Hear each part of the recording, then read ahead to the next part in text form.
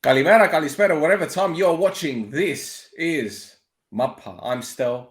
Thasson is here. And as you can see, we have a returning guest to talk Protathlima. Manu Garcia. File, how are you? How are you? Good. Everything is okay. How are you?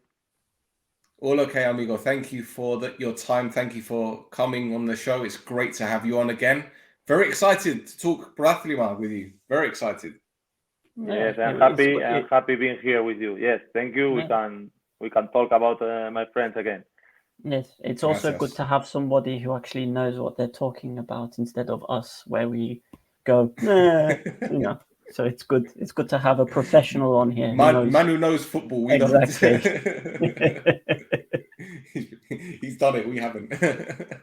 Okay, well, let's talk about the Group B games because there's a lot to show, but we know what Group B is like. There's too many games. A lot of games don't mean anything, but it's nice to discuss it. And let's go straight with Paralimni beating Agrida 5-1. Thasson, where did that come from?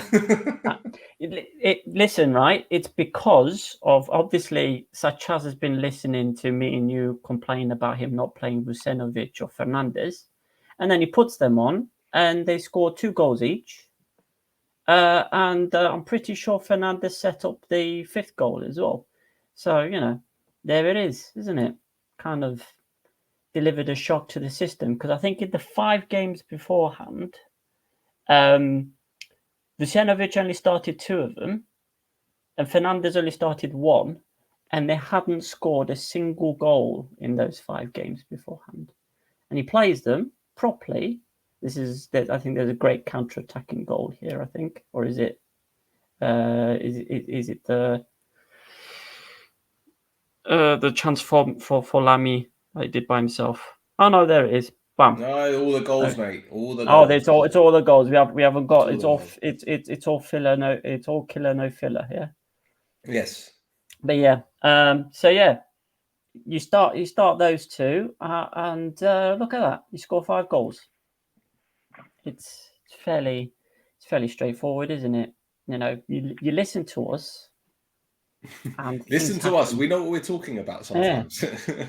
Yeah. Well, this game was quite a belter. I had 3, Salamina 3.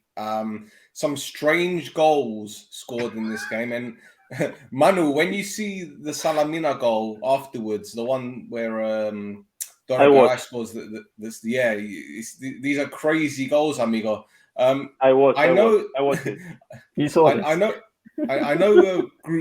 I know Group B can be a bit boring, but when you see 3 games, you do want to watch the highlights at least, no? Hey, in this Cyprus football, every game is so fun. Yes.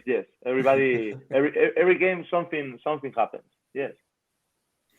Amigo, Dora Garay scored 2 goals. The websites are saying Dora Garay might go to Apollon. I like this. He's scoring many goals. Yes, he's scoring many goals. He's one of those poachers. He's one of those top strikers where he needs maybe half a chance and he will score. Yep. Yeah. His defending his defending leaves a little bit to wonder about. I think when Ireland's 3rd goal goes in, you'll see him defending the corner. But first, what is happening here, Manu? What is this? ¿Qué onda? It's something unbelievable. What happened there? I think he doesn't know where was the goal because it's not normal. Yeah. It's unbelievable. I'm not sure what Jalma was doing. It's a very strange one. Yeah. And Gadmiodis beat Doxa 2-1. I think Gadmiodis are safe. My friend Ernest getting on the score sheet there. I love Ernest. Such a nice guy. But Gadmiodis came back to win the game. Manu, Gadmiodis spend a lot of money on players, but they still have many problems. Is this one team that you think maybe in 2 or 3 years they will be fighting for the championship, or maybe they will be middle of the table team? I don't know. I don't know anything about this club. I have there Gastañaga, yes, a friend of me, but okay, it's its first season in the league, and they are without problems about relegation, so it's a good step for them.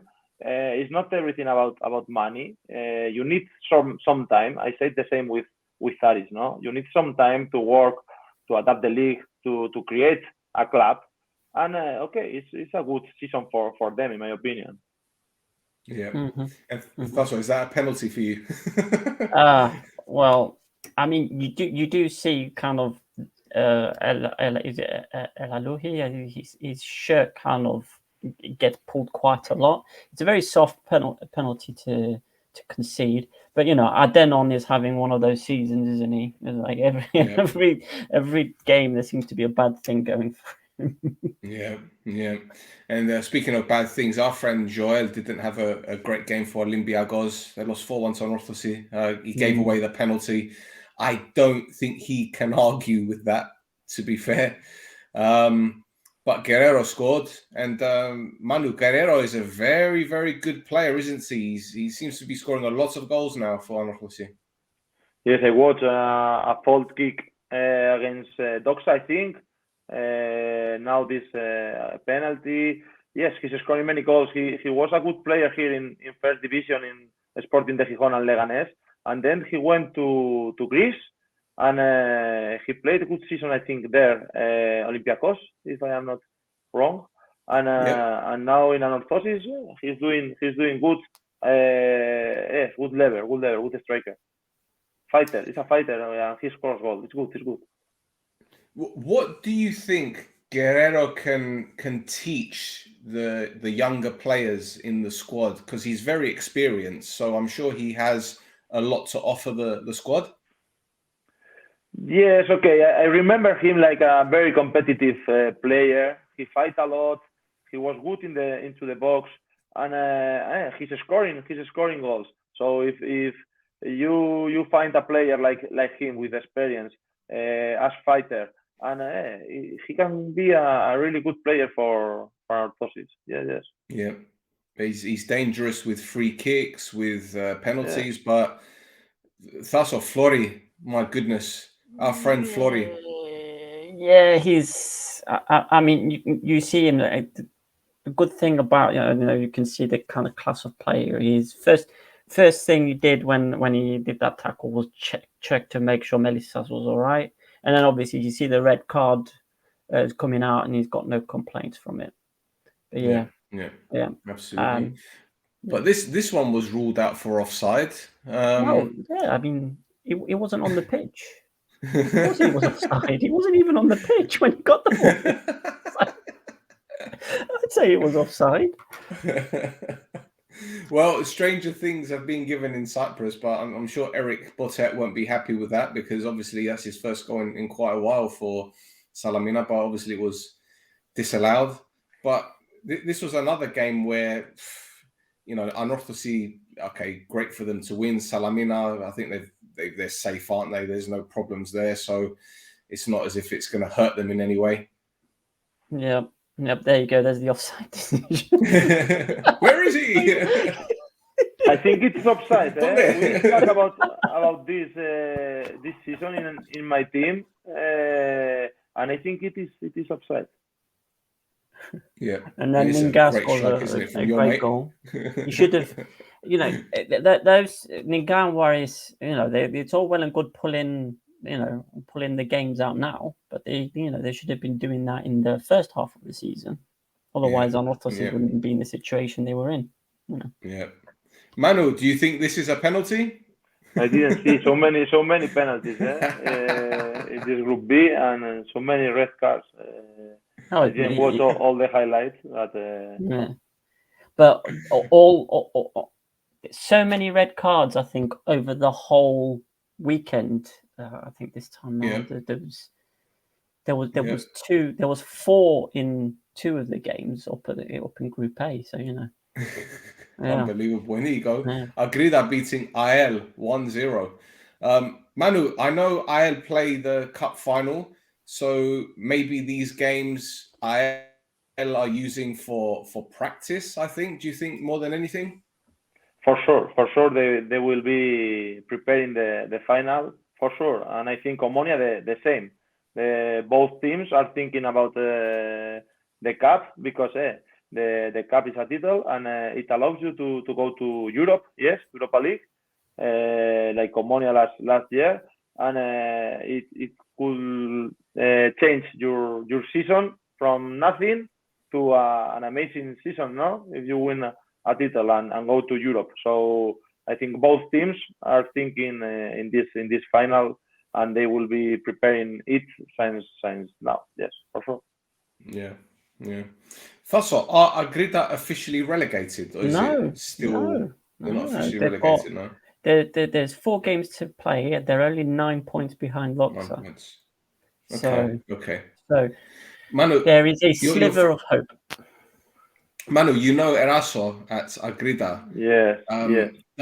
Does he tell you about the structure of the club? And because we know they have many young players, but they have some experienced players as well. Does he talk to you about the structure, the philosophy of the club?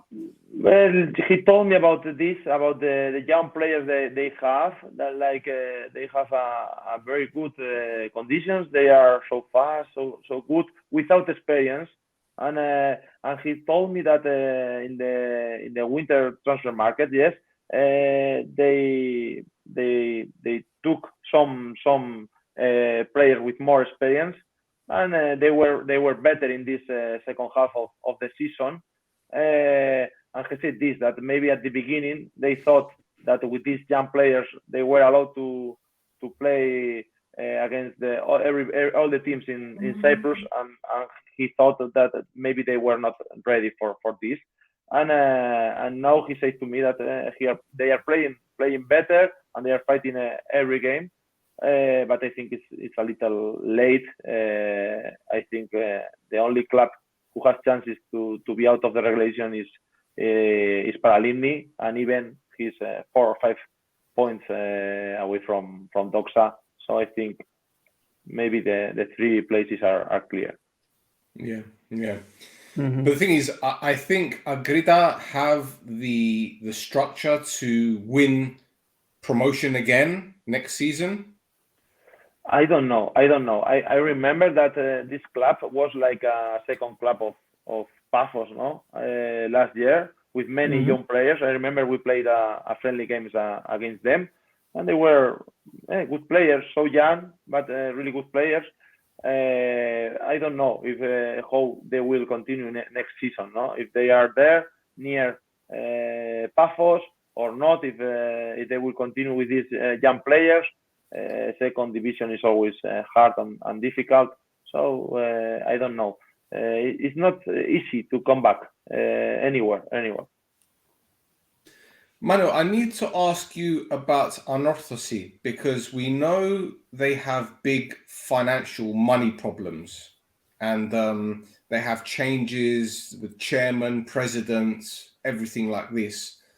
But next season, do you think they can make top 6, or are the other teams like Aris, Apoel, Omonia, are they too strong? Let's see. Anorthosis should be in the top 6, like Apoel, like AEL, like Apollon, Omonia. But something happens in Cyprus is that Aris and Paphos appears and change a little everything, no? The football world there. And it's not easy because Aris and Paphos are doing the things correctly, and you can see like both good teams spending maybe a lot of money. I don't know, yes, but without a big structure, Paphos may be better than Aris about these facilities. Okay, but they move Cyprus football, and last year Omonia was out of top 6. And this year's Anorthosis,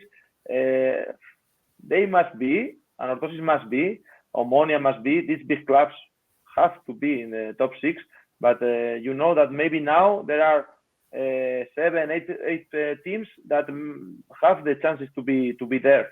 This season also Nea Salamina was close to to be there also with a very good first half of the season. So I think the level is increasing in Cyprus. And about the financial problems, and of course this is a really big club, historic club. He moves a lot of people. This situation with Famagusta makes them stronger, because I think everybody around the island from Famagusta feels Anorthosis like a part of their life, and this is very good and very strong feeling for the team. And let's see, next season must be a good season for them. Last season was not bad. They were in Europe. They did a good season in Europe. They were close against Partizan, I remember, to pass, to qualify. And then in the league, we played against them the last game, and we defeated them in there in Papadopoulos. And we went to Conference League, but they were there, close to us. So let's see. I think big teams have to adapt to the new situation with more teams fighting for the top positions. Yep. The story in Cyprus is Victor Sanchez might be the new coach for Anorthosis. This isn't 100%, but this is the story. So if he is the new coach, what can he do different to, say, Cisco Munoz? I remember him as coach of Betis, Real Betis, here in La Liga. I played against them. And then he coached in Malaga, so he was coaching in good teams. He was an amazing player, the first of all, amazing winger, really good in the 2000 years there with the Super Depor. And I don't know the style of one of the other. I think Cisco didn't have enough time, because when you find a club like Anorthosis with these problems, with the players that maybe are not adapted to you, was a roster created for the other coach, and it's not easy to adapt to Cyprus. And the first thing that is important for Anorthosis if Victor goes there is to create a roster, a team with players that have the idea of him, of the coach. If not, it's very, very difficult, because our culture about football in Spain is so different to Cyprus. If you go from Spain to Cyprus, you need some time to adapt to the culture, to the football, to everything.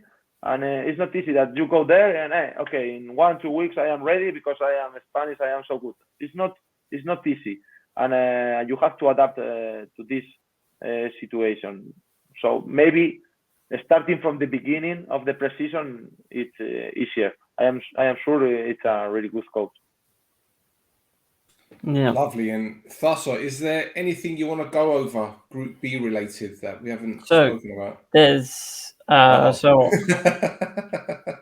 this is the bit where I do my talking, right? So obviously there's two teams that had the general assemblies last week, after we broadcasted the podcast last week. They did their general assemblies.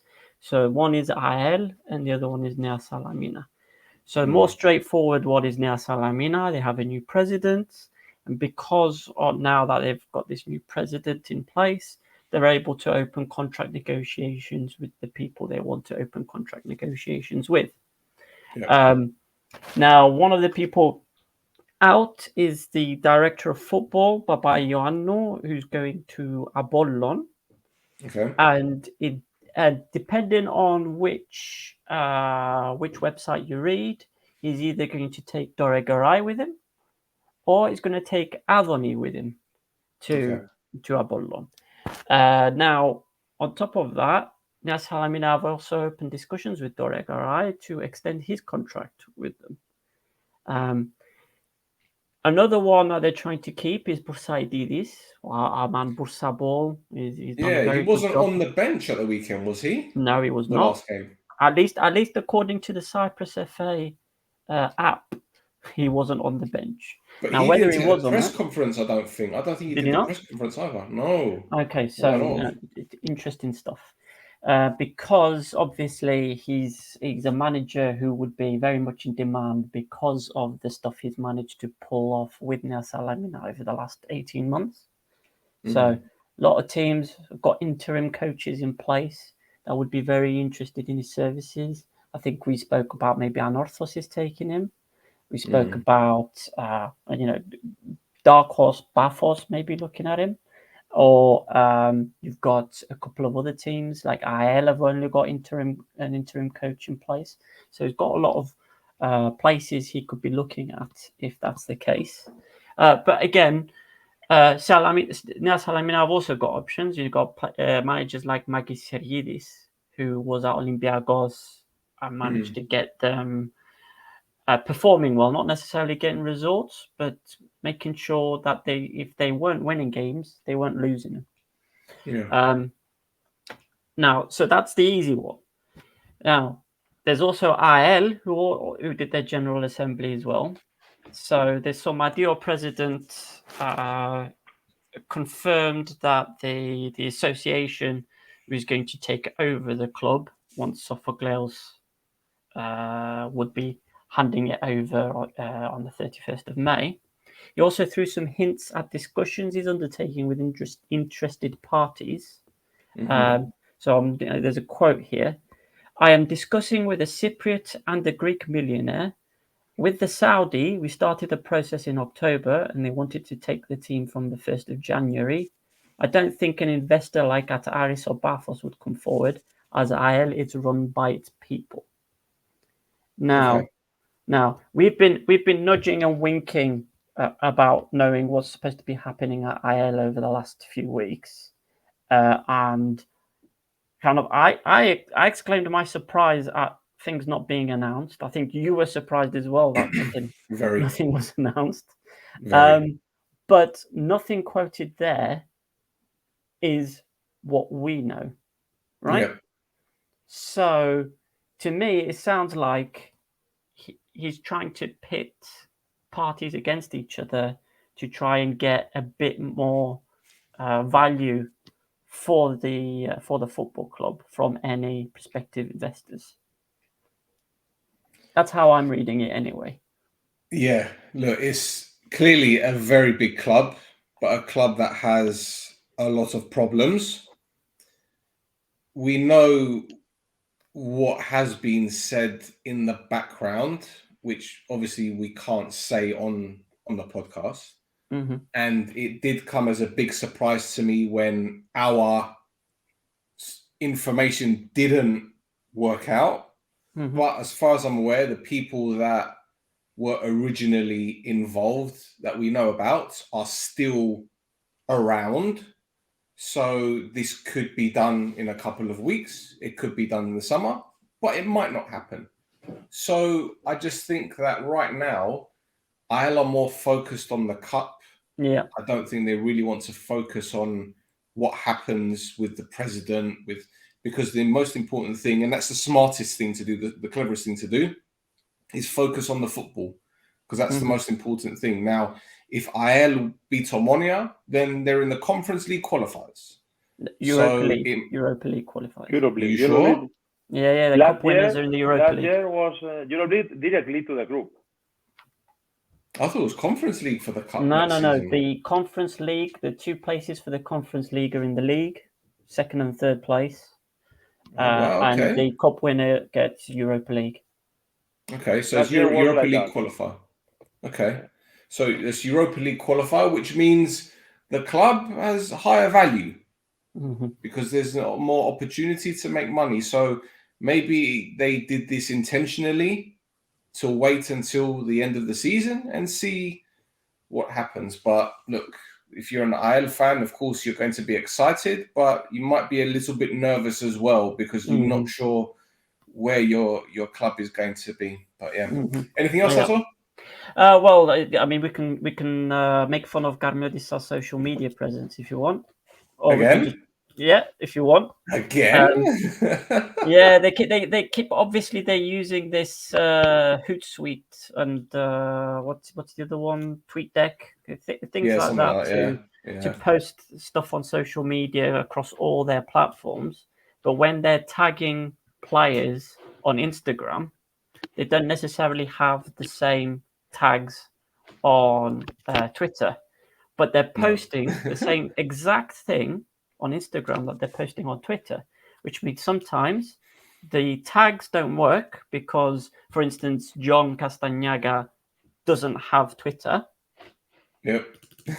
So as you can see, it doesn't come up with any. It doesn't come up with any links to anybody's Twitter account because they don't have Twitter. And then in some places, for instance, when they tag who they think is Nikos Galtsas, they end up tagging the footballer. They end up tagging Nikos Galtsas, the biomedical engineer. So, not great. Not great. Yeah. So, just please stop scheduling posts for different platforms. Stop it. Yeah, just do it for one platform and do it for the other one. You see, before what I was doing was I was taking the screenshot and posting it on Twitter, but now I'm just retweeting I'm just retweeting it to make them aware. See if they fix it. I've also got something that kind of ties Group A and Group B together, which I think would be an interesting discussion point, which is Anorthosis and Apoel signed that new cable net deal. Yes, till 2027. Correct. Yeah, 2027. Yeah, and during the kind of the big presentation conference that they were doing, the chairman of Anorthosis and Apoel decided that they were going to take a massive shit on Aris and Thassos. Like they for some reason, rather than obviously be like, yes, this is a very good deal with with the esteemed partners and press conference stuff that you'd normally say. For some reason, the questions veered towards investment and talk of foreign investment into the league. But yeah, in particular, Sandis, who's the president of Anorthosis at the moment, leveled some very serious accusations with regards to UEFA's financial fair play rules.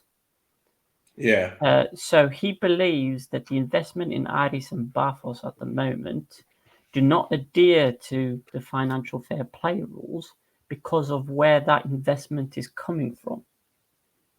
Now, he's being very like not explaining what he what he wants to say, but is just leaving it lingering there. But I think he's trying to talk about money laundering.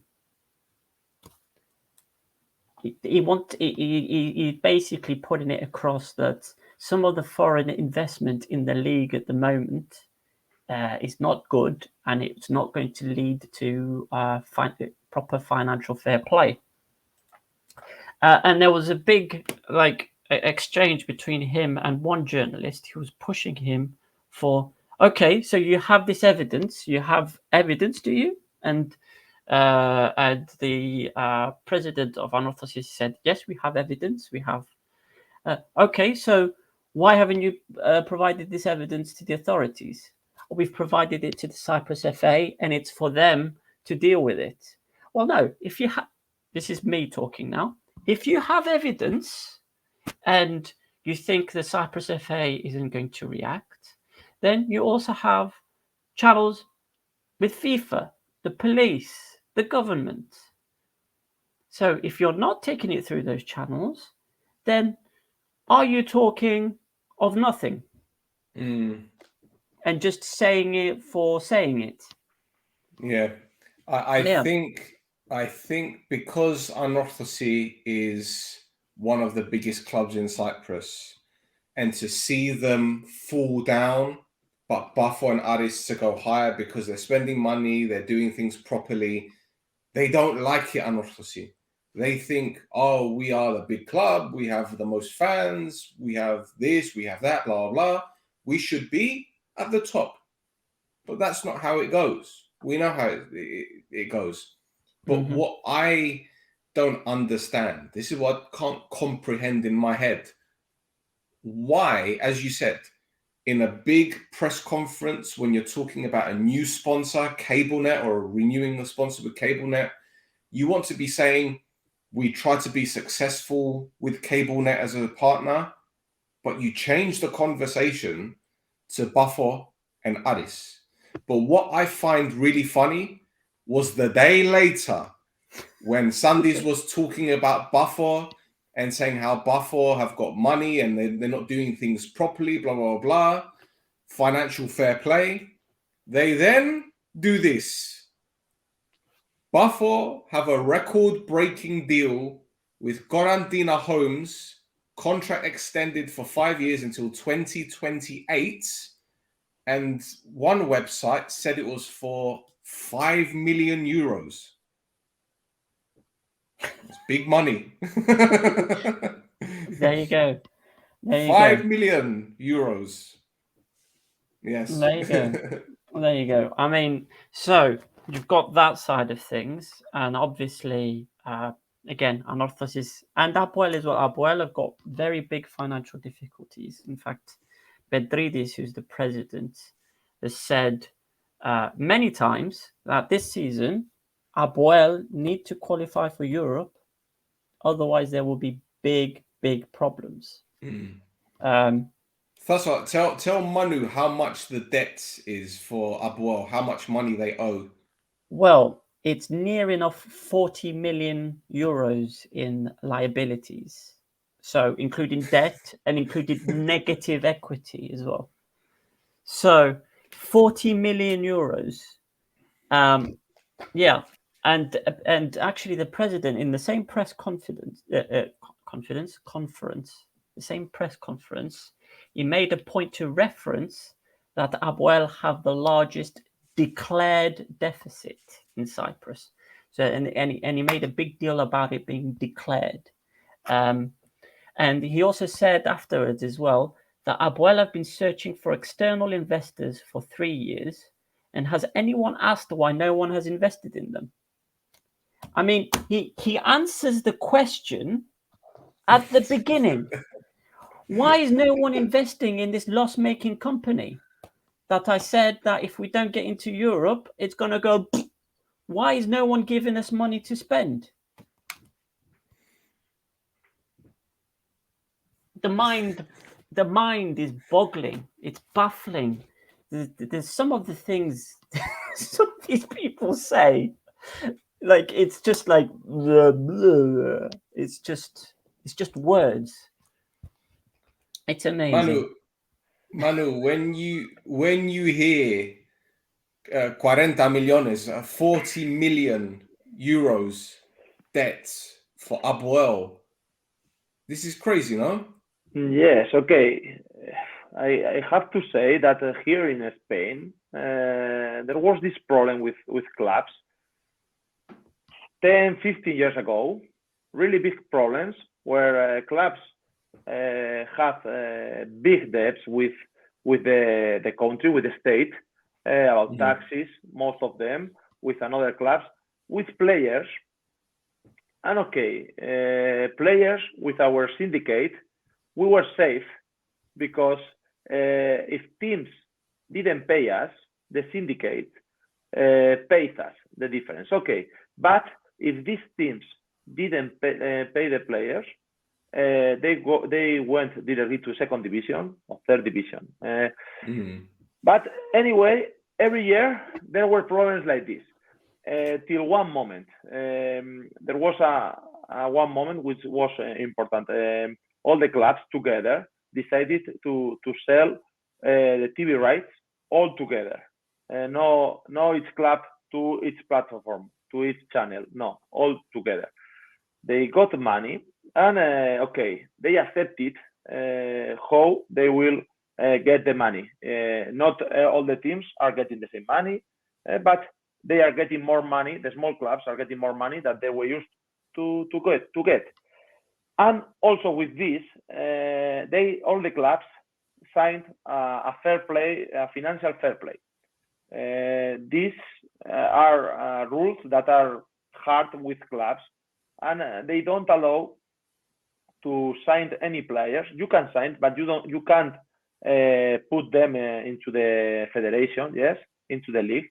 If you don't, you are not inside these rules, this fair play, financial fair play, and it's hard for us like a players, because maybe you accept an offer from one club, but a low offer, maybe, okay, because you want to play in that club or whatever it is, but maybe because of your conditions, the club has to put, like, he's playing to you the double value, okay, and you don't, the clubs don't do these operations, don't sign these players, even they are paying less money, but it's about the financial fair play.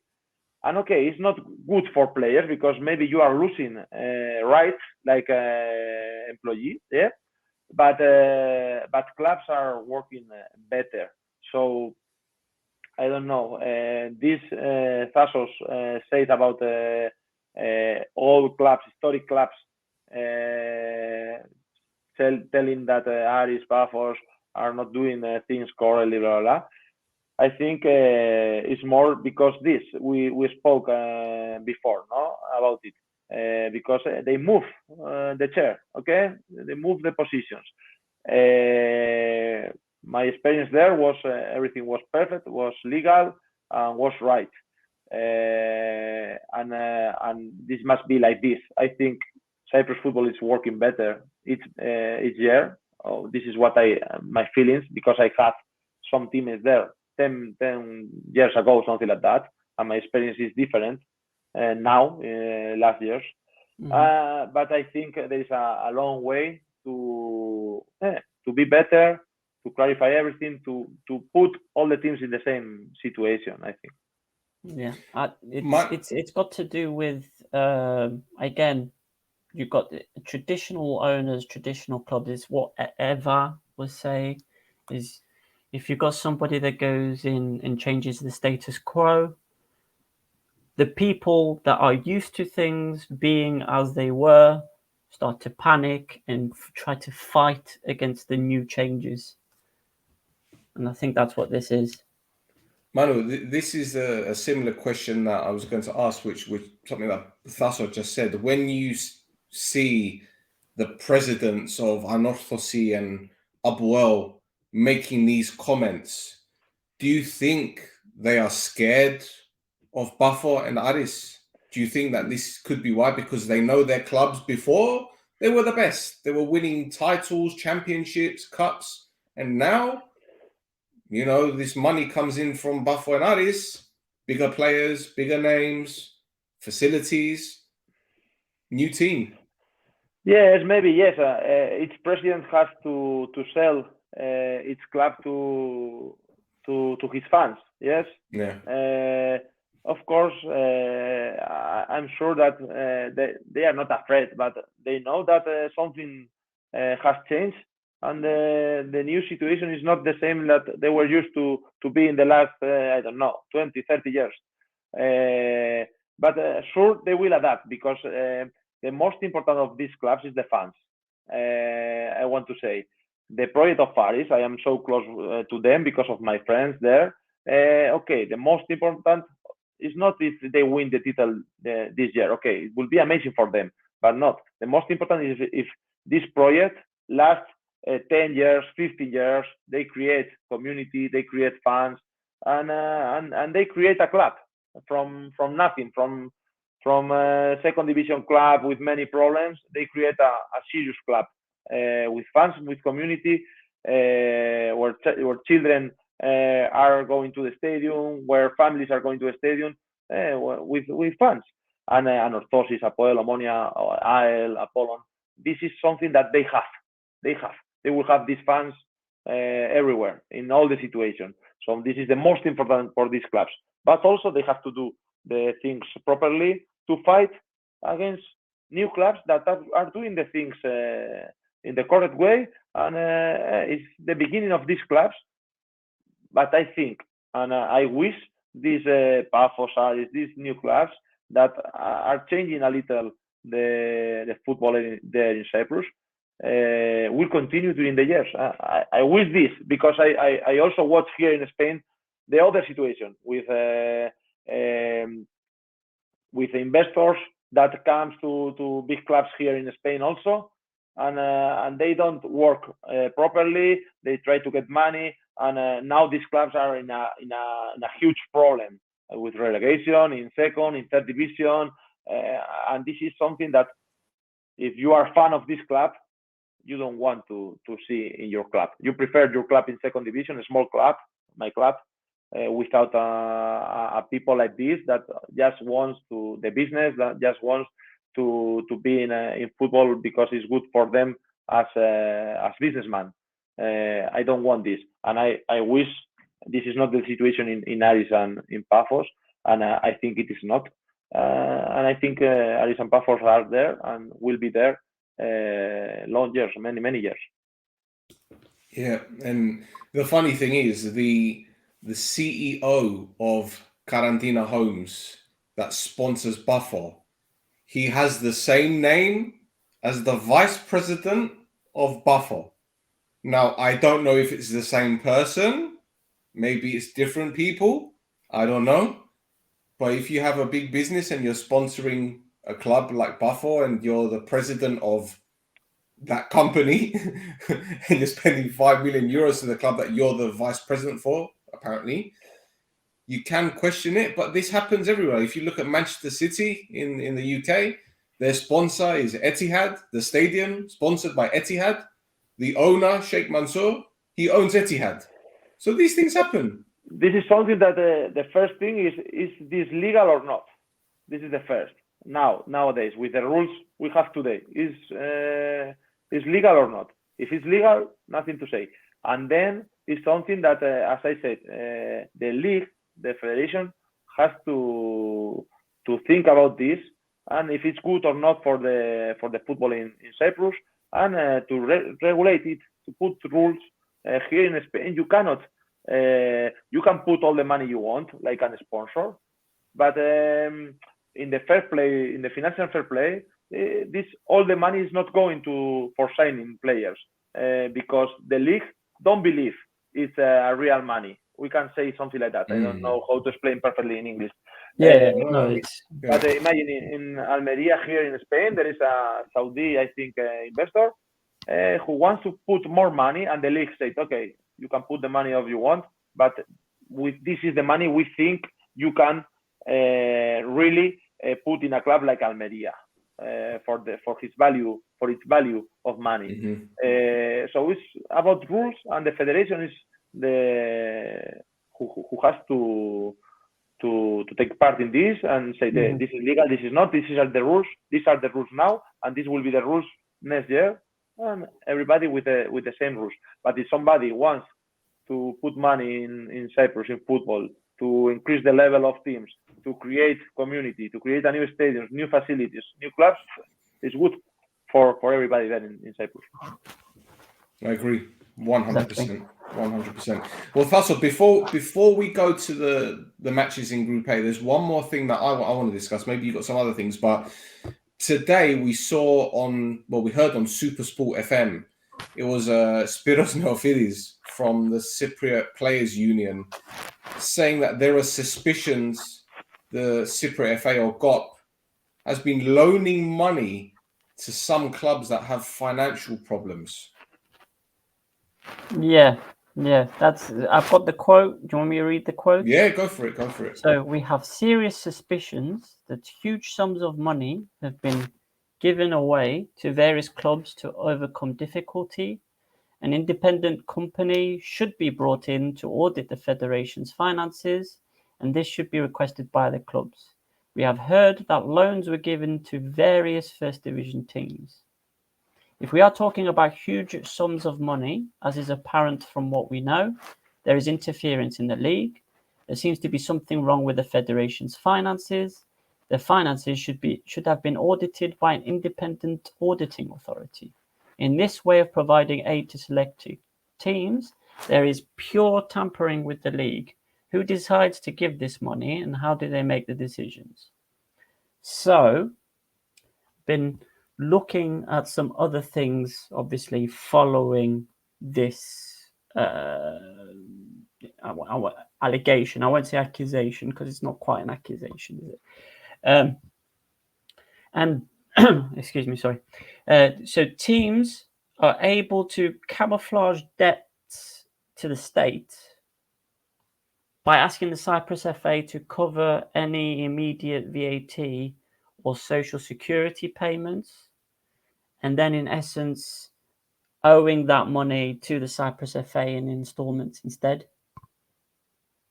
So some clubs, again, all the information we have is from the executive president of the Players Union, but some clubs have been asking the Cypriot FA for loans to cover expenses, and the Cyprus FA has apparently been agreeing to those loans. So it's kind of it's like looking at it's really weird. Basically, they are providing an additional step for clubs that otherwise wouldn't have that step, which is a strange one. So I'm not sure. So there's another thing as well that I read as well, that the Cyprus Athletics Association, so the association that looks after all sport in Cyprus, has a certain amount of money it gives every season to the refugee associations, and it's all open. They declare how much is available. They do like a big press conference to announce it. The refugee teams usually pick somebody to represent them at this press conference. This year it was the the owner of Ethnikos Athens. So that's open and valid, and is in essence a grant to help keep these refugee teams going. Obviously, as you said, Manu, because Anorthosis Nea Salamina, team like Achna or Doxa, because they're a refugee team, they are connected to the area that people are from, and therefore there's a community provision to that. But again, we don't know if what these allegations are separate to all these things, or he's just chucking everything that they're saying together. Again, it's all about people are going in the newspaper and saying somebody should have a look at this, and then dropping the microphone and walking off. This is Cyprus. Because I want to get to some games. Yeah, and then there's another thing to talk about which is similar. Okay. Which Let's also happened this week. It's been very busy. Of course. Okay. Well, let's go to Buffer. Buffer drew 1-1 at home against Abuel. They took an early lead there from Palacios, completely unmarked. No one tracking him. That's standard for Cyprus, I guess. And then Dvali equalised for Abuel. But in between that, we had a red card for Buffer, which was Juninho with a second yellow. And then afterwards, Garo was sent off. I actually even missed it. I wasn't watching. I saw him doing an overhead kick and he booted the Buffer player in the face. But I didn't realise it was a second yellow. But Manu, you watched this game.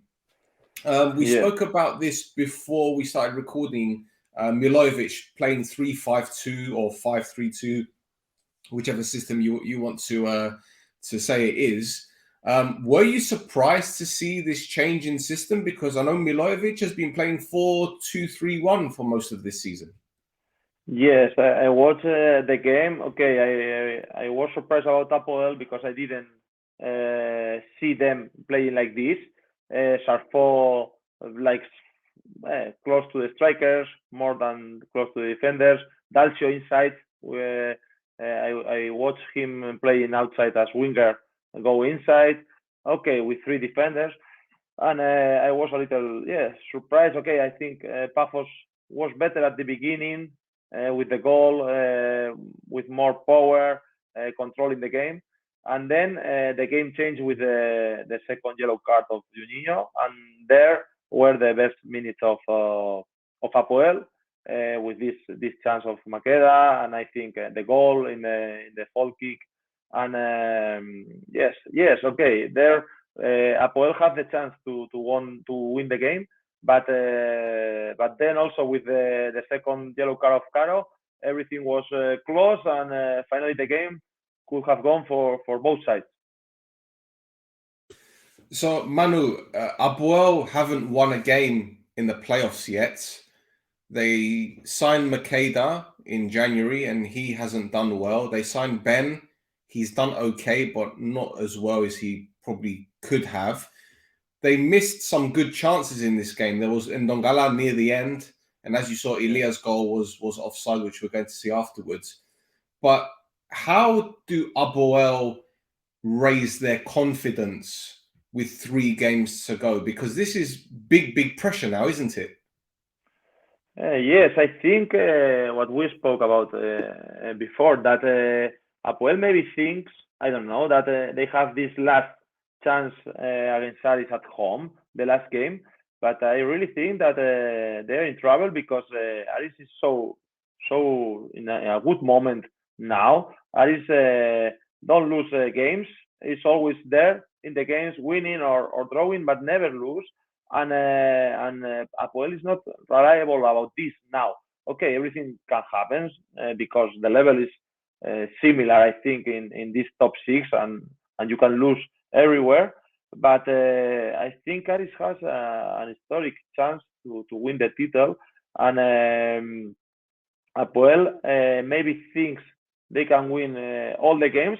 Maybe it's true, they can, but they didn't win any game in this top 6.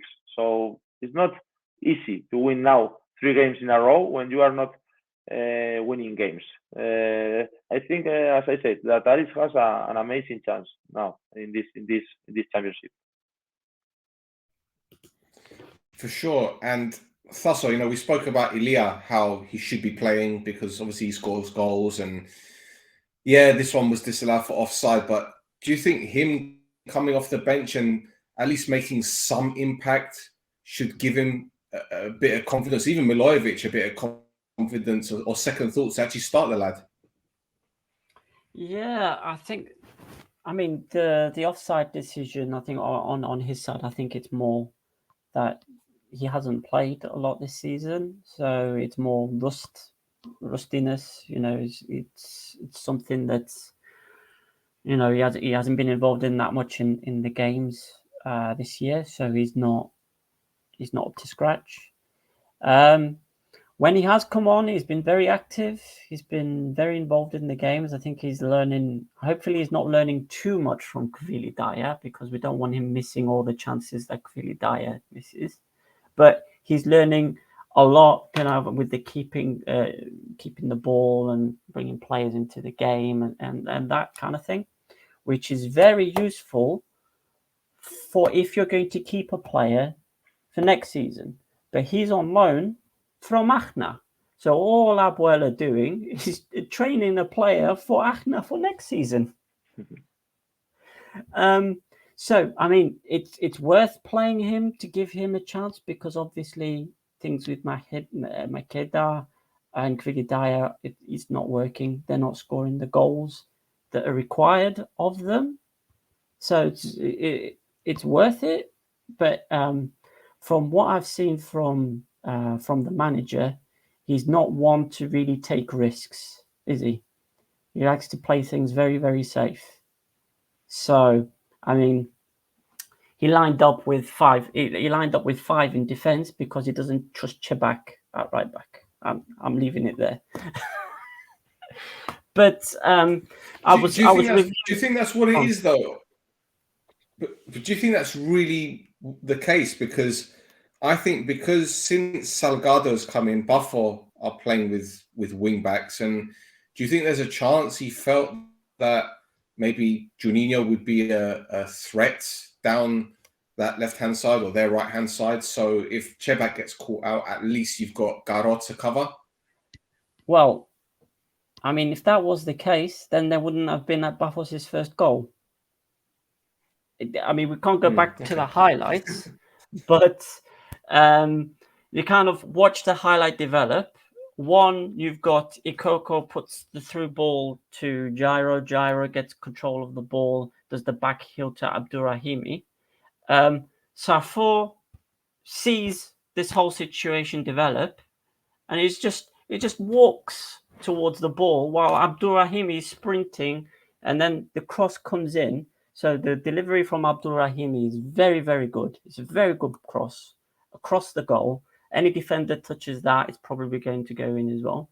And then you see Palacios arrive from nowhere, goes past Chebak, and you see Chebak kind of standing around, like looking around, looking for the person he's supposed to be marking.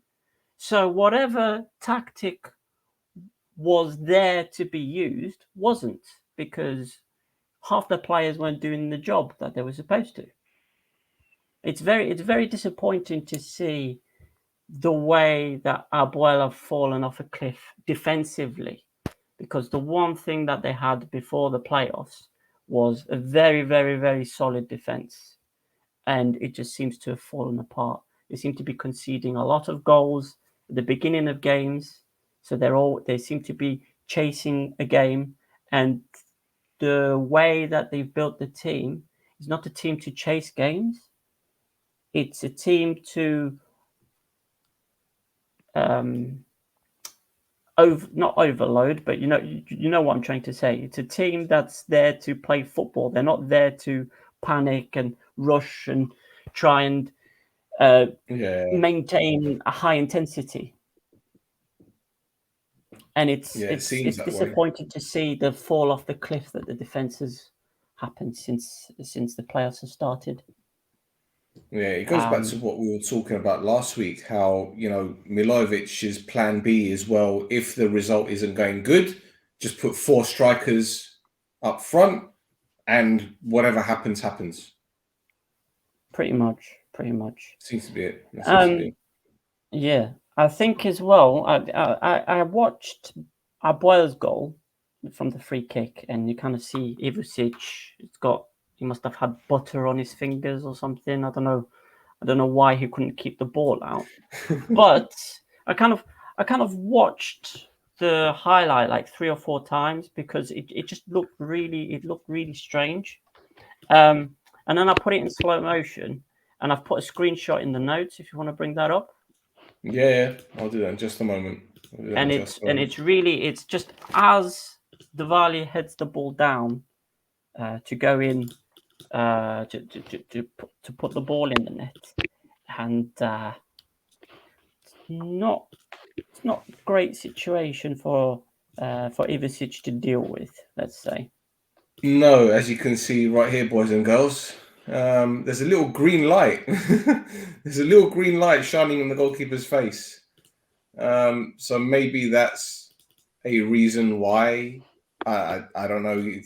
Is that clutching at straws? I don't know. I just thought it was very strange for a goalkeeper of his class to have the ball basically land on his hand and for him to not be able to do something with it. I didn't see him complain, though, to be honest. No, he didn't complain. I mean, it happens in a lot of places, the shining of the laser. You'd rather not see it, but it happens nonetheless. I don't know if you've ever dealt with that kind of thing, Manu, while you're on the pitch. I don't remember anything about this last year. We have no problems about this, and I think it's not an excuse in this goal. The light, I don't think so. But also, we have to say that it's not good for the players. It's not good for football that fans are doing this with the players.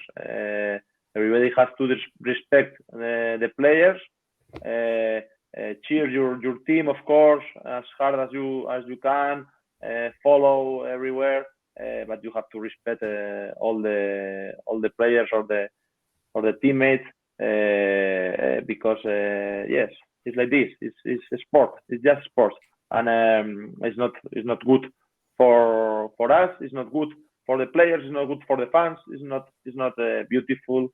It's not an excuse. I think the goal is not because of that light or laser, yes, but it's not good for nobody.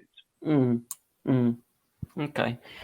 There's one more thing I just want to say about the game is Andreas Garo's second yellow for that bicycle kick, for trying to do the overhead kick. Why do it? It's these kind of like singular mistakes that seem to be costing Apoel games. So, for instance, like you were saying, Manu, once the Buffo red card happened, Apoel were in charge of the game, and then as soon as this, what he's trying to do, I don't know why he's trying to do an overhead kick. Andreas Garo is silky smooth player. Personally, I don't know Andreas Garo as a silky smooth player who's going to do some tricks and impress us all with his amazing, finishing technique.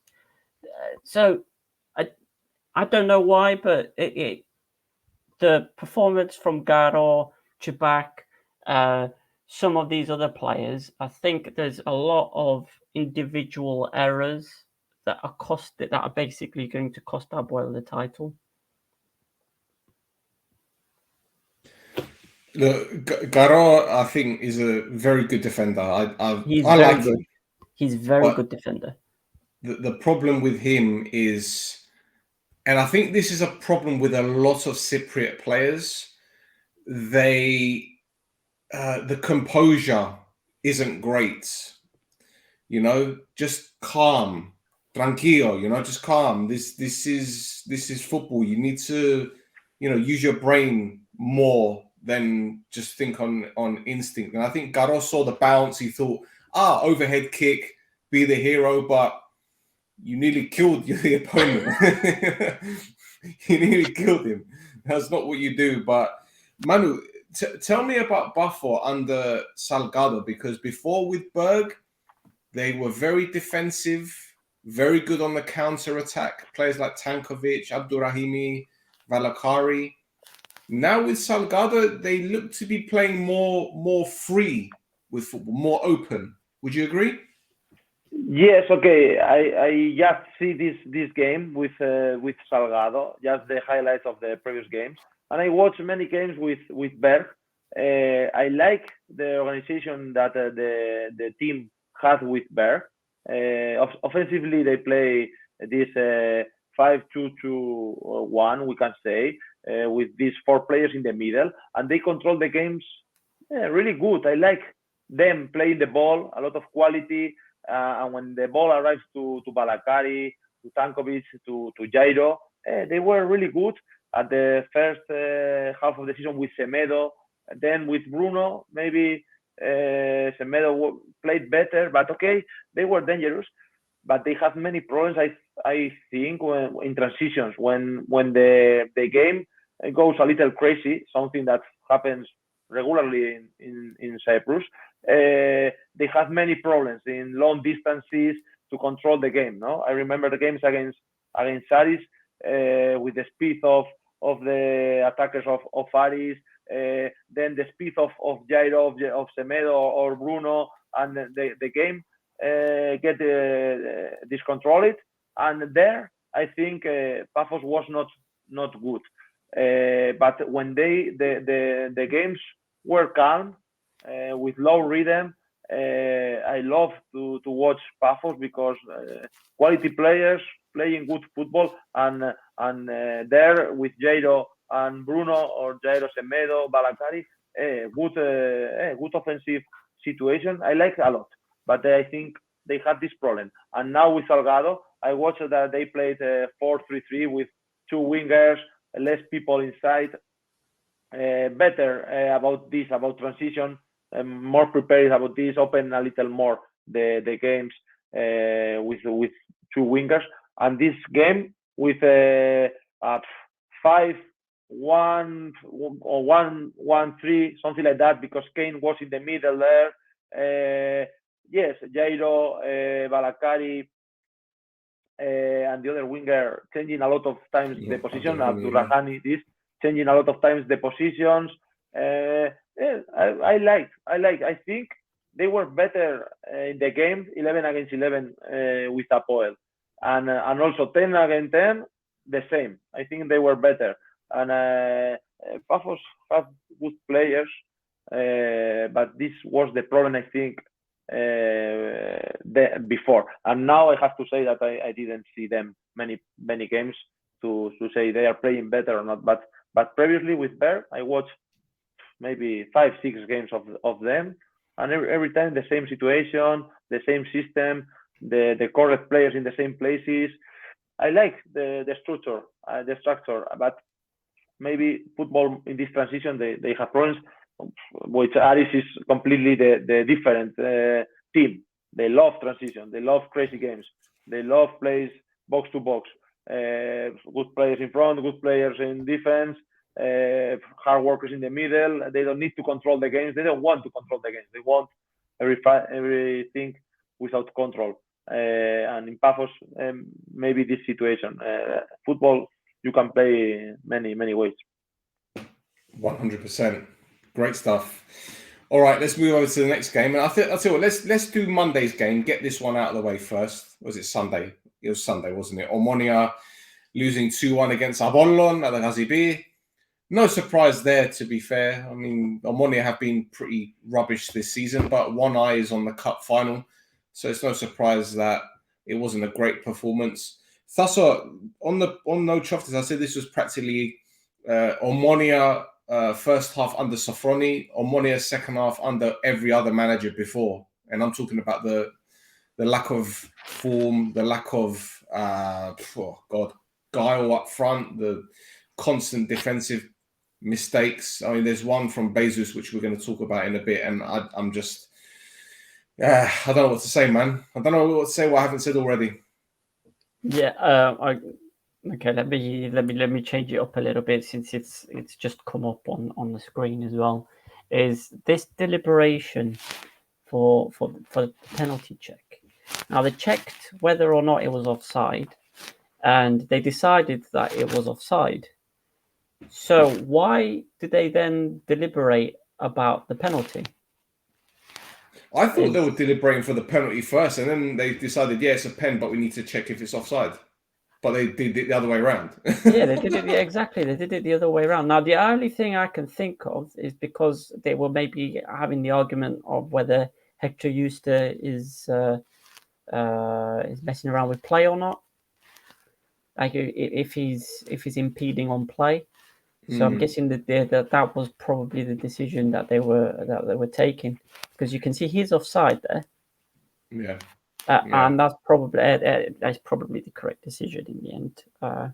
I mean, I don't think it was even handball either. It looked like it was bouncing off handball's leg, the ball. So regardless, anyway, yeah, Omonia in the first half, great performance. Great, they played against a much more informed, a much more, you could say, organized, let's say, team. Apollon have really come on leaps and bounds since Andone has taken over. He wasn't on the bench for this game because of that freak out that he had coming up against Dijk, where he just started screaming at the referee. Looked like he was about to bust him one. But yeah. The well-worked goal, great play, through ball. It was Kareem's through ball to Loizu, and Gago putting it in with his left foot. Yeah, it's a great pass from Loizu, just and Gaguli just needed to poke it in first time. There was no complaints. Very, very good goal, very good team goal. And you can see it as well. You know, previously when players would be scoring for Omonia, you wouldn't see them run into the bench. You wouldn't see them, you know, crowd around each other. But you know, again, you talked about him being a passion merchant, and he seems, and you said as well this weekend that he's starting to win you over with the way. Yeah, I'm warming to him, man. I'm warming to him. Yeah. You know? So it's what he does. It's like how Joel said when we interviewed him about Sofroni. He gets something out of players. He gets players playing, doing stuff for him as well as for them and the team. Like he said that you know, if he asked you to run through a brick wall, you'd run through a brick wall for him. It's so he's doing something right. And I think kind of looking at how the team performed, especially in the first half, then Omonia have got a very, very, very good chance of taking the cup.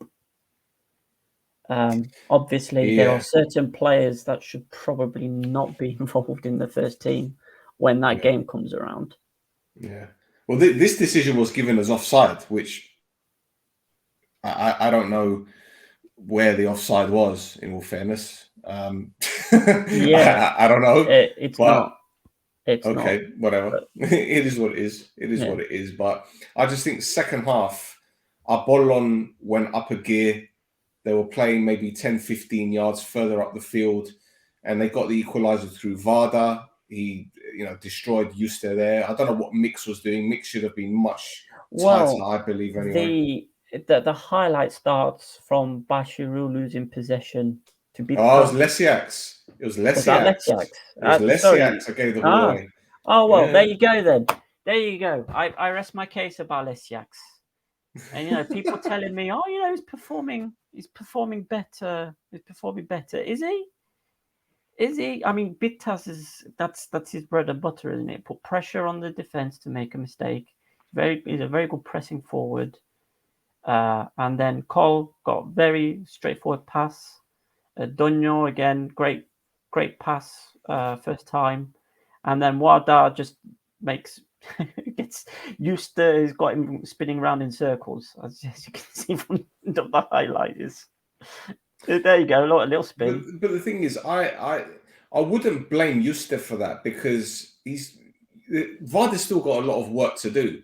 But I still need to question where Mix Discord, where was he to help him out? Because it's not as if there were any other Apollon players around.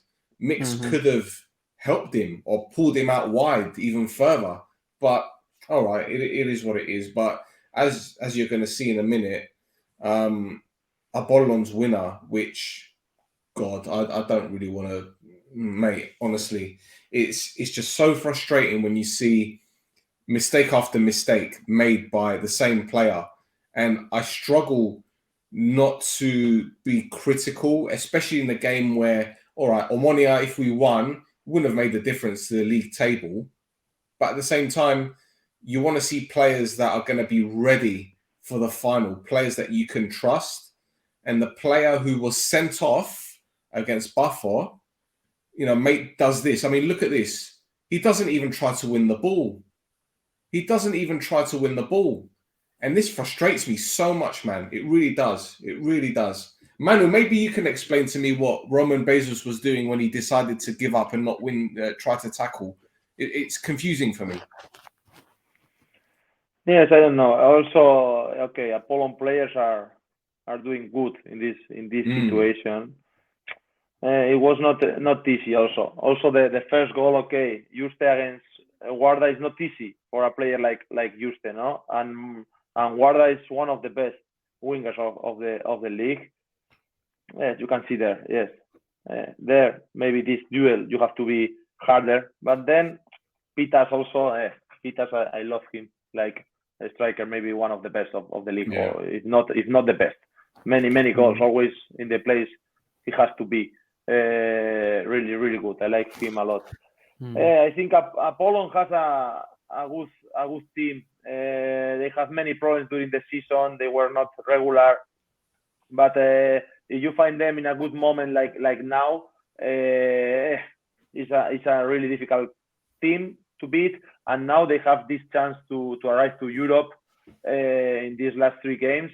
So these games will be beautiful, will be great, and yes, I think with all the problems that Apollon has this season from the beginning in pre-season with the change of the coach, then with Català, that they were really good in Europe, not in the league, and now also I watch in playoff I think 2 games, and I like them. They have clear their structure. They know how they play, and in front they have really good players. And then Hambos, Pitas, really good, and good defenders. I like Apollon is good. Last year they were the best. They won the league, I think, because they were the best. And this season, with all the problems they have chance to get these European positions. It's a good team that maybe they needed time again. But here in Cyprus, what happens always is that many changes are not good for teams, for players, and you have if you can, you have to stay with the same team all the season, same team, change some players, but give time to the team. Now you can see what we say now. Aris, I know all the first 11, and they have also bad moments in the season, but they are there, and now in playoffs they are performing really good. And with Apollon it's happening the same, but maybe it's a little late for the title, of course, but okay, they can fight for Europe. Yeah, of course. And I was about to ask both of you, Buffo and Apollon have the same points now, 59. And they are 3 points behind AEK. AEK have 62. Yeah, so there's 3 games to go. Do you think maybe Apollon can get the European place instead of AEK? Paphos is also with the same points as Apollon. Yes. Or not? Yes. Okay. Yes. Both teams have chances. Okay. With AEK, it's happening the opposite. That I think during the league they were really good, also in Europe, and they surprised me a little because they were able to play good in Europe and play good in Cyprus, which is not usual. No, usually the teams that goes to Europe has problems in the league, and AEK was good. And now without Europe, I think they are performing a little worse. Also, I have to say I just watched this last game, but yes, they are there. They were close to the first 2. If they had won Aris, they were there in the battle for the title. But yes, it's like always in Cyprus. 5 teams, yes, 5 teams for Europe. I think 2 for the title, and these 3 weeks will be beautiful, and I am enjoying a lot the season this year from outside, but I am enjoying it a lot as I did last year inside. Yeah, it's definitely been a roller coaster, and I'm pretty sure there's some more interesting twists and turns to come. Yep. Yeah. Well, we've got one more game to discuss. Before we go to it though, we chuck some Apollon and Omonia news in there if you want. Just to. So Neil Lennon is being tipped to take over at Olympiakos in Greece. So that's something that came out this afternoon, that apparently Olympiakos are looking to hire Neil Lennon. So that's the first thing. There's another social media thing for Omonia as well, but the fact that they kind of deleted it very quickly when they did it as well. But yeah, and then there's also this I think has a tie-in to kind of Apollon's change in form. So obviously they brought Hambos back into the team, and that seems to change the dynamic of the team. But as well, there seems to be more emphasis on discipline, and this has led to Ezekiel Henty and Basel Jradi being disciplined to the point where Henty's been sent back to his parent club because he was on loan, and Jradi has been released from his contract early from Apollon. Now, Wow. on the announcement of him leaving the club, Jradi thanked basically everyone. He thanked the fans. He thanked the Germans, so Zorniger and his team, the title-winning manager, as well as his teammates and kind of like the behind-the-scenes staff. But he didn't mention any of the 3 coaches from this season, and then he said something about the people in charge of the club don't necessarily represent the fans, something along those lines. Oh, no. Is that right? Yeah. So then, obviously, the club then released a statement kind of trying to explain why he was released, and it was a disciplinary issue, and we still wish Jradi all the best, but we've had to let him go. And then Jradi then responded to that again, saying, the truth will be revealed soon. So the last time we heard that was Kershakov when he was managing Garmiodissa, and he said, I will reveal all soon. And then a couple of weeks later, the interview from Kershakov came out and basically blew everything open for Garmiodissa. So let's see. We might see a bit more. We might see something from Jradi that might explain a bit more about what happened with Apollon this season before Andoni took over. Obviously they had that big fall away in form in the league, and then since then, obviously it's picked up now. So maybe we'll have a bit more of an explanation as to what exactly went wrong at Apollon now. So keep an eye out for that. Watch this space. All right, let's go to the AEK Arena, where Aris were held to a 1-1 draw against AEK.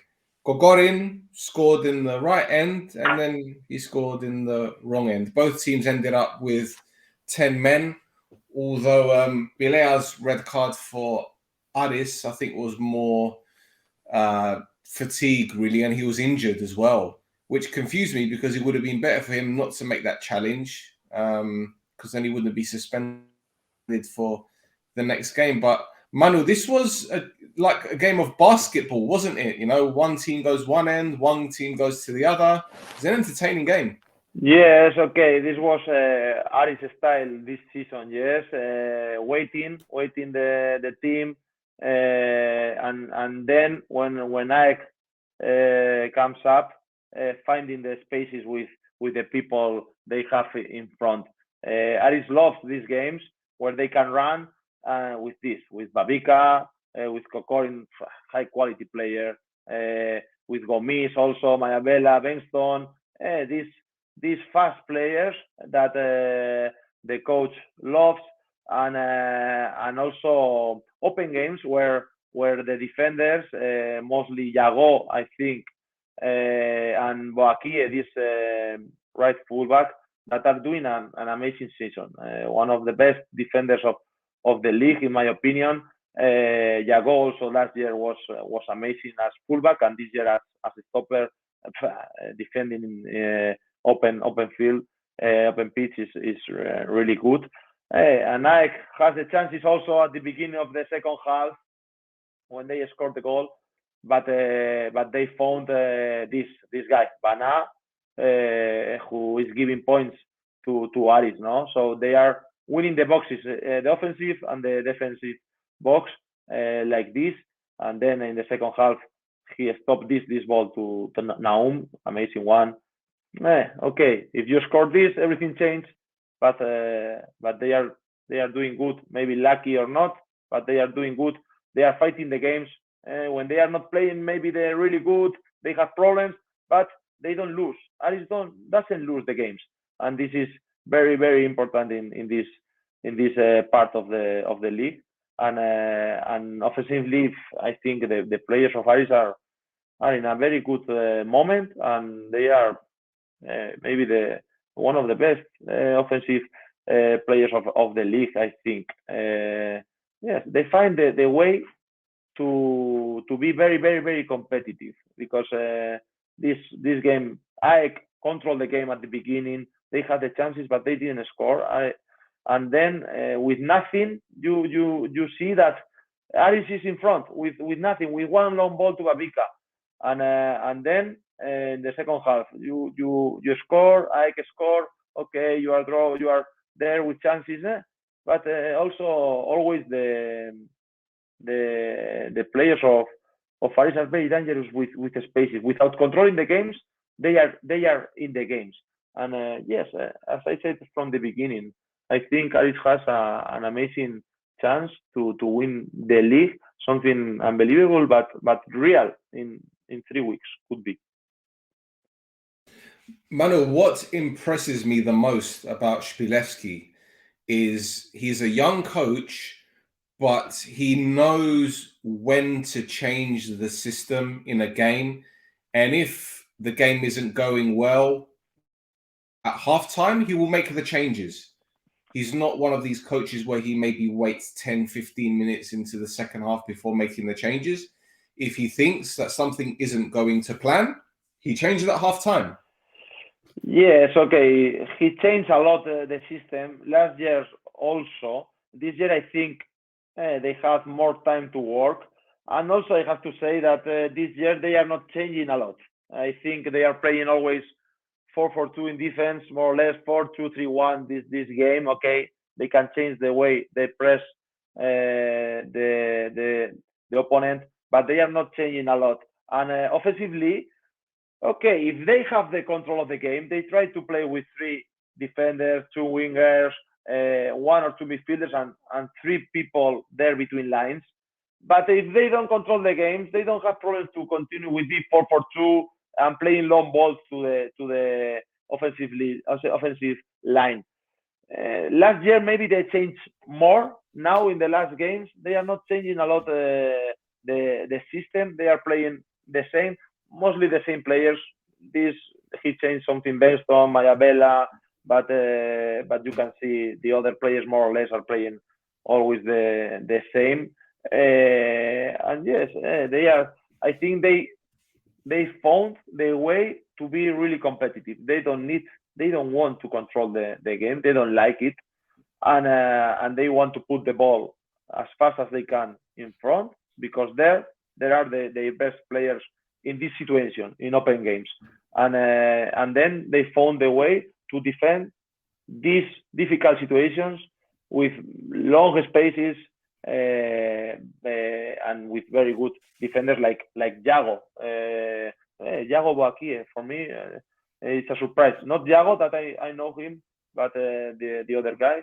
And also Pileas is doing good. You know, there he was playing Cashew all the season last year. When Cashew was injured, for us was hard because he has a great level. And this year, Pileas doing easy things, defending good, good deliveries. Okay, he found the space, and yes, it's like this football. Like we said, many ways to win, but you have to find your correct way.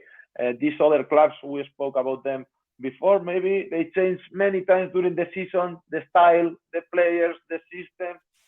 And Aris is doing more or less all the season the same. In bad moments, they trust in their model, in their team, and now they are 3 games left to win a title that for me is a little surprise because as I said, football needs time to create clubs, to create structure, to facilities, everything, and maybe in 2 years they can find like the first title. I don't know, in the history of Aris, I think maybe, no? I remember in 90s, the final of a cup, yes, with our legend Pacos, who was there with us in the club, a big guy, and he spoke to me about this final of the cup, like amazing. He showed me some pictures. They were so proud about these moments. So if they arrive to win this title, I'm sure that many people in Limassol that are fans, but maybe they are some away from football because they are not from Isle, from Apollo.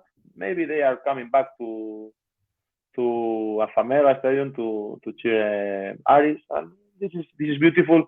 But of course, I think this project must be more years there in top football in Cyprus. For sure, 100%.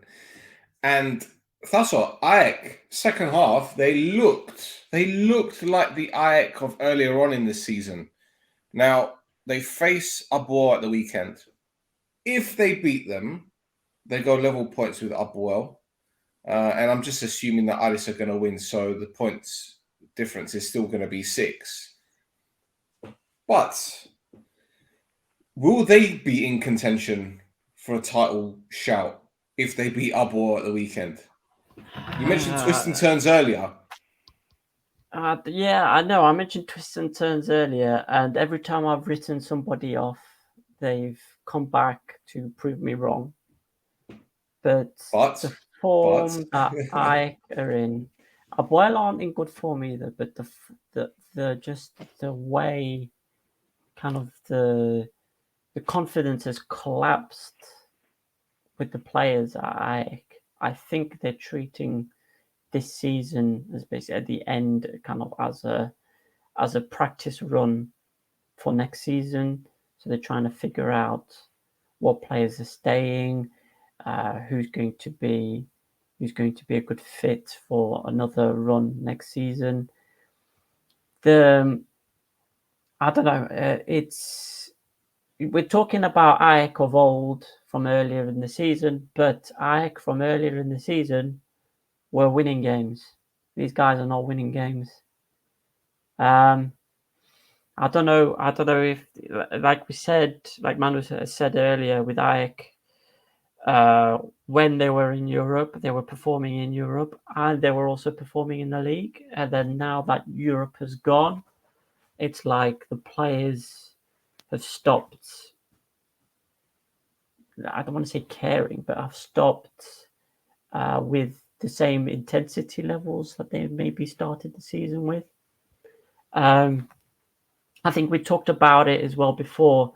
Things like they lost 4-0 to West Ham in London, and then they did a video of the team celebrating as if they'd won a cup in the changing room.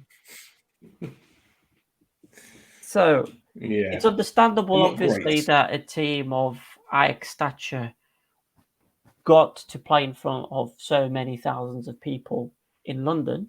So, and it's an event, it sure is. But you've lost 4-0, you've had a player sent off. The performance was not great. And you've gone back into the changing rooms and you're celebrating as if you'd won the game. It's not really, it's not great. And I think that's been carried over. That performance level that they had against West Ham, that's carried over into their league form. And obviously, the more the results happen against, there's a morale and a confidence issue. And as things start to go wrong in a game, you go, oh, here we go again. And there's a mentality issue, I think, going on. Yeah. And the Ultra is fighting it. So you can see, again, second half, Ike performed very, very well, like you said. So Ultra is trying to fight it, to change it, and he's trying to find a solution to it. But I think maybe it's a bit too late now for them. That 4-0 loss against Buffalo, for me, ended it for them. It ended the title because the way that they defended, even now, 2 or 3 weeks later, I still cannot believe how bad they were defensively. It's tragic. It was the same in this game. Like before Kokorin scored, there was a long ball from Joke that kind of went up, and Milicevic goes to head at the ball, and it just pings off the top of his head, and the Aris attacker Mayambela, yes. Onto the box. Yeah. Yeah. And then with the left. Yeah, and then 5 minutes later, Garcia, Garcia does almost the same thing. Van Alves, a long ball up to the wing. Angel Garcia completely misses the header, like it was nowhere bad. near it. It was bad. And so he's up in the air still, and Babica is in the box. So the player is supposed to be chasing down is already 15, 20 meters away from him after he's landed to the ground to turn around to sprint after him. Yeah. So it's that there's still that defensive frailty is there. And I don't know, Manu, if you've got any ideas on how they can fix it to improve on what they're doing at the moment. Okay, they know how to play this 4-1, 4-1 or 4-3-3. They have good players. It's just about moments, I think, in the season, about fitness. I don't know, about confidence. I didn't watch many games in the last 2-3 months of FAEC. Okay, this is the first one in playoffs.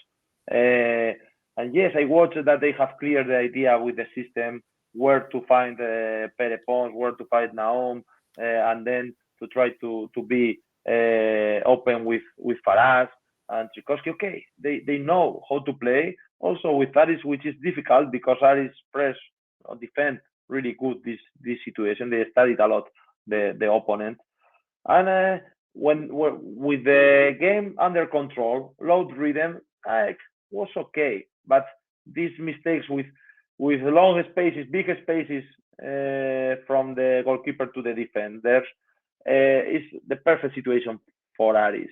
And the second half, without control, with more passionate, with more passion, with more fast game plays, trying to arrive earlier to the box, they had the chance to win the game. They had the chance to win the game. Okay, but as I said, is the boxes. Bana appears. Bana saved 2 goals. Yes, one in the first half to Tchaikovsky, and then this in the second half to Naum. If the usual situation is goal, change. We will be speaking about other situation. But football is like this, and Aris is being really good in both sides. Okay, they have chances now. It's 6 points from Aris. I think for the championship is really difficult because I don't feel Aris will lose 2 or 3 games. I don't think so. But okay, they can fight for Europe, and Europe also is really good nowadays in Cyprus because you can see that there are 6, 7, 8 really good teams. So as you said, okay, against West Ham they were celebrating. Okay, as a player, I have to say that you have to enjoy good moments in football because many bad moments you have to live with them. So maybe it's not the best moment with 4-0, okay, but I think they wanted to say themselves, okay, our time in Europe this season was amazing. We deserve it. Very good. We're proud of us. Yeah, that's for sure. Okay, I didn't watch the video, but okay, we have to understand this. You have to understand this because football like this, maybe you play good against Aris and you are losing there inside the dressing room. Bad moments this week, this against Paphos 4-0, okay, and the trip in Europe was really good. We have to say from Mike, really good this season. Oh, they did better than we expected. Yeah, 100%. definitely. Because they went from Champions League qualifiers to Europa League qualifiers, Europa League, and then Conference League. Lots of games. And for them to still be in the top 6 after all of that, it's a great achievement. They're doing very well. But next season is going to be more pressure because Oltra, they're going to want more from him and more from the players. Now, they're going to make more signings, obviously, but... Well, they will need to because from what's being reported in Greece, Farage is being... both Olympiacos and Panathinaikos are looking at Farage. So Good it's player. going to be, and apparently the value that I are looking for is 2 million euros. Now, 2 million euros. Okay, if you're listening to this and you've been watching Premier League or Primera, Serie A, whatever, 2 million euros. 2 million euros is nothing. 2 million euros buys a whole team in Cyprus. Yeah. So it's they really need to obviously make considerations for how they will use that additional money that comes in to build the team better. And for me, the thing they need to concentrate on is in defense, because again, there's I don't know if it's maybe there's tiredness kicking in, but if you have a look at I don't want to mention ages, but if you have a look at, for instance, Manu Garcia is a very, very experienced player, very, very good player. But if you're starting a run with Bambica and you're 20 meters behind, you're going to have a lot of difficulty trying to catch him. Yeah. Even the fastest players, even Mbappe would struggle if you give Bambica 10 yards, 10 meters head start. Even he would struggle to chase him. And I think there's a certain amount of tiredness that's come in, because whilst they've invested up front and in their midfield, they've got a lot of very good attackers, very good midfielders. They haven't necessarily brought in the reinforcements in the defence. And I think that's maybe what has killed their season. Yes. This about Faraz speaks really good about Cyprus football, because here in Spain, you speak about Olympiacos or Panathinaikos in Greece, and you think they are really good teams. Okay, they will be in first division here in Spain, but you speak here about Apollon or AEK, and they think, okay, Cyprus football, okay. And no, I watched this season game against Apollon Olympiacos in Champions League, I think in Europe League qualified. Okay, Apollon was better, and now you are telling they want one of the players of AEK and paying from him.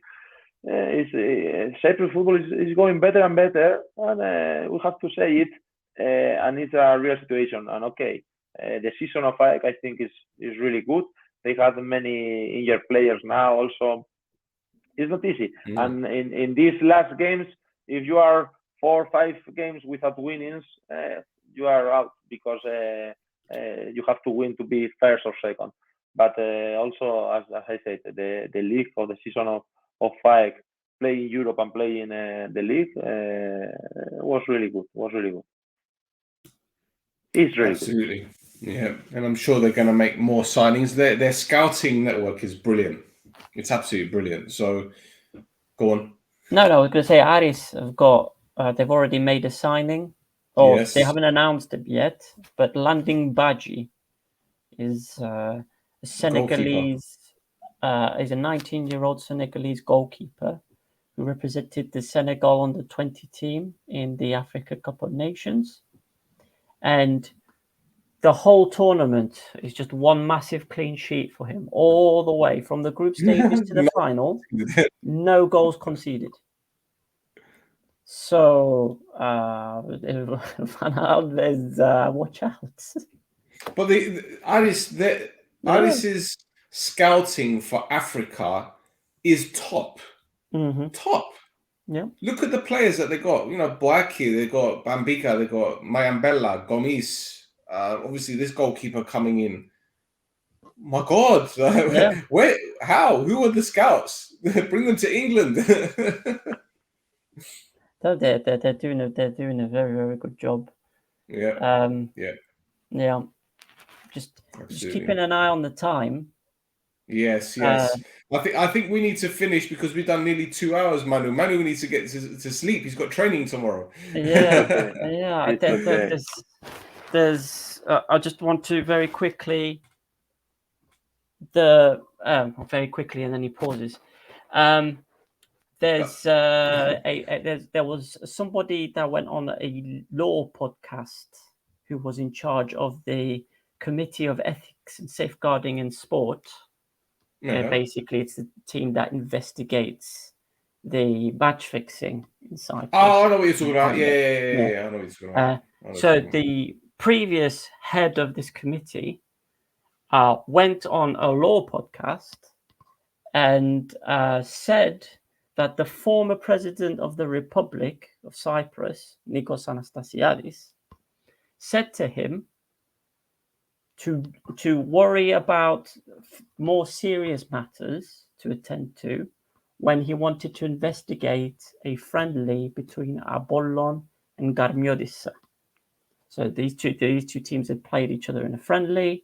There was some weird betting activity, and this guy wanted to investigate it. And the president of the Republic of Cyprus said to him, "It's okay, don't worry, it's no problem." That's what this guy is saying. Now, the allegations are very serious, and obviously the old president of the Republic has come out and said, "Don't know where this is coming from." And in addition, some people have come out to say that the guy who went on the podcast is quoted as wanting to destroy Anastasiadis. So there's some weird kind of ins and outs. Again, we also know Anastasiadis is an Apollon fan. He's very well known to be an Apollon fan. Some people have said that's one of the reasons why the Alpha Mega Stadium was built, was because he pushed for it.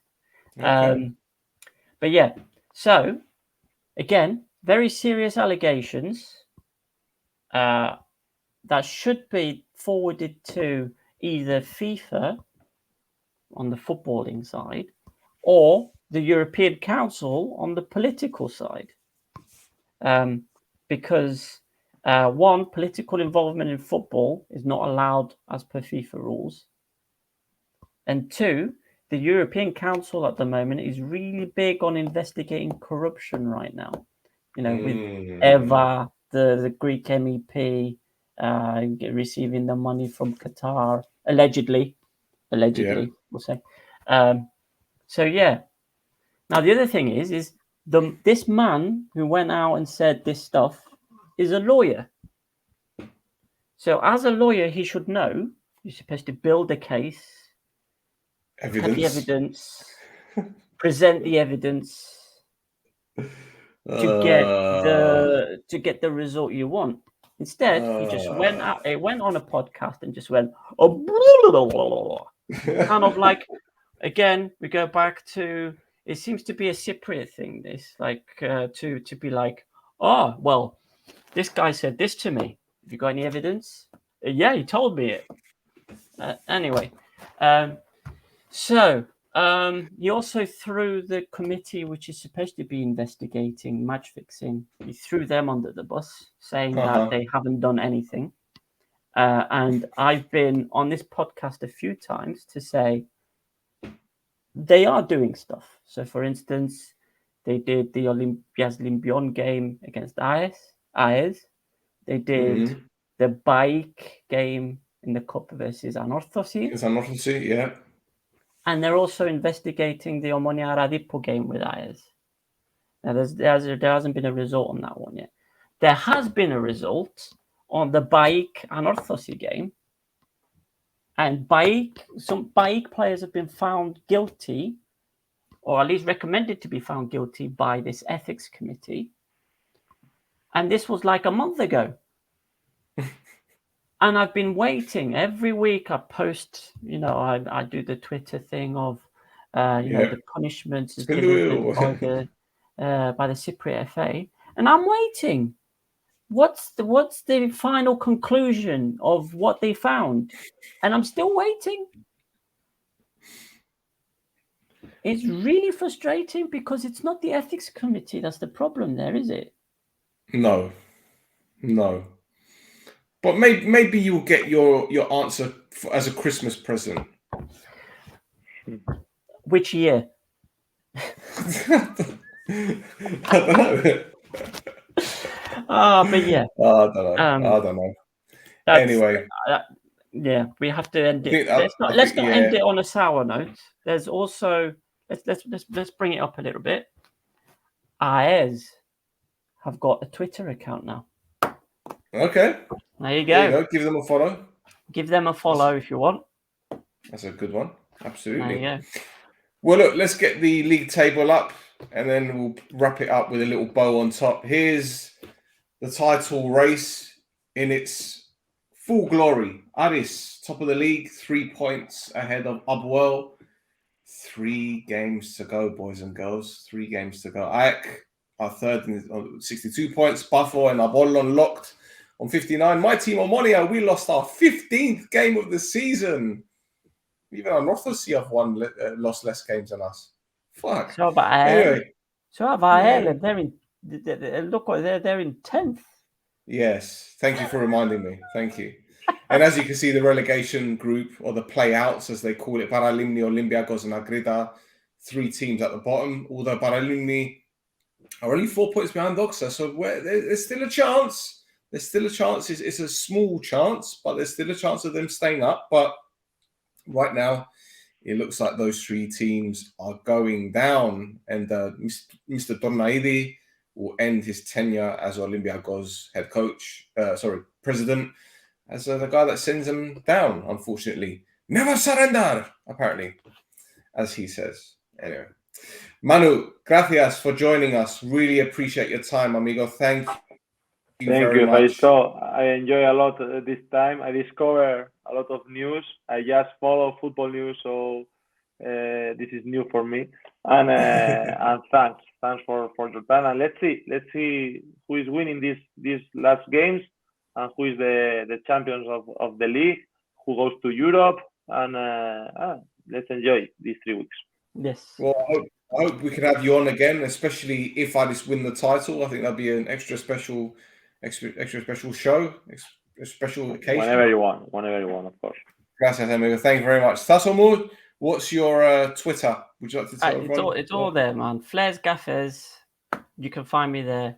Remember as well, we've got the Facebook. If you're not on the Twitters or the Instagram, there's the Facebook group. This is Mappa. You just give it a search there. We come up. Join. Stel is the administrator. He'll let you in. He's a rubbish bouncer. He lets everybody in. Yeah. So that's it from me. Excellent. And Manu is on Twitter as well. He's at Manu Garcia 19. Yeah. If you want to give him a follow, boys and girls. He's on Instagram, and as Thasson said, we're on Instagram, Twitter at This Is Mappa. So that's it for another edition. Thank you for tuning in, and we'll be back very, very soon. I think Thasson will be in Cyprus next time, or time after, or whatever. But we'll see. Ale, boys and girls. Good